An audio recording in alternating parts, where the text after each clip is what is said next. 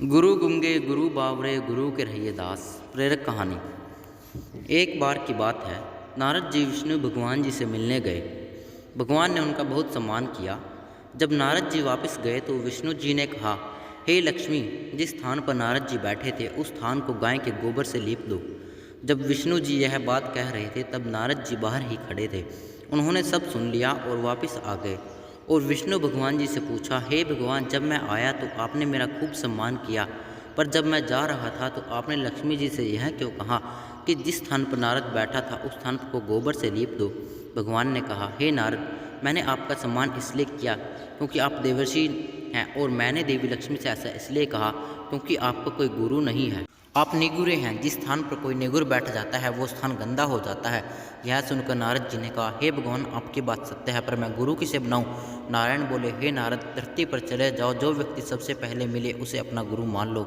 नारद जी ने प्रणाम किया और चले गए। जब नारद जी धरती पर आए तो उन्हें सबसे पहले एक मछली पकड़ने वाला एक मछुआरा मिला। नारद जी वापिस नारायण के पास चले गए और कहा, महाराज, वो मछुआरा तो कुछ भी नहीं जानता, मैं उसे गुरु कैसे मान सकता हूँ। यह सुनकर भगवान ने कहा, नारद जी, अपना प्रण पूरा करो। नारद जी वापस आए और उस मछुआरे से कहा, मेरे गुरु बन जाओ। पहले तो मछुआरा नहीं माना, बाद में बहुत मनाने से मान गया। मछुआरे को राजी करने के बाद नारद जी लौटकर भगवान के पास गए और कहा, हे भगवान, मेरे गुरु जी को तो कुछ भी नहीं आता, वे मुझे क्या सिखाएंगे। यह सुनकर विष्णु जी को क्रोध आ गया और उन्होंने कहा, हे नारद, गुरु निंदा करते हो, जाओ मैं आपको श्राप देता हूँ कि आपको 84 लाख योनि में घूमना पड़ेगा।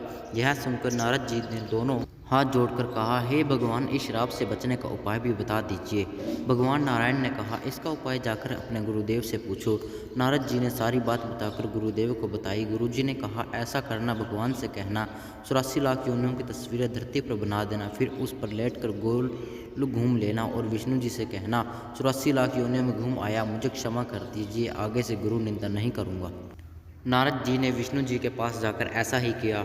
उनसे कहा, 84 लाख योनि धरती पर बना दो और फिर उन पर लेटकर घूम लिए और कहा, नारायण, मुझे क्षमा कर दीजिए, आज से कभी गुरु निंदा नहीं करूँगा। यह सुनकर विष्णु जी ने कहा, देखा, जिस गुरु की निंदा कर रहे थे उसी ने मेरे श्राप से बचा लिया। नारद जी, गुरु की महिमा अपरंपार है। गुरु गुंगे गुरु बाबरे गुरु के रहिए दास। गुरु जो भेजे नर को स्वर्ग की रखिए आस। गुरु चाहे गूंगा हो चाहे गुरु बाबरा हो, गुरु के हमेशा दास रहना चाहिए।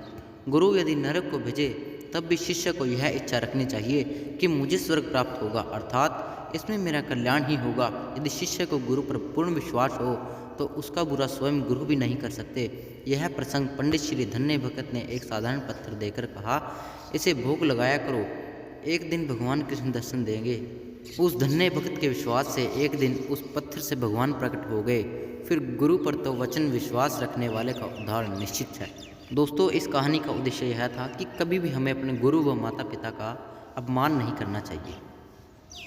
अगर आपको वीडियो पसंद आई हो तो कृपया हमारे चैनल को सब्सक्राइब और लाइक, शेयर एवं कमेंट जरूर करें। धन्यवाद।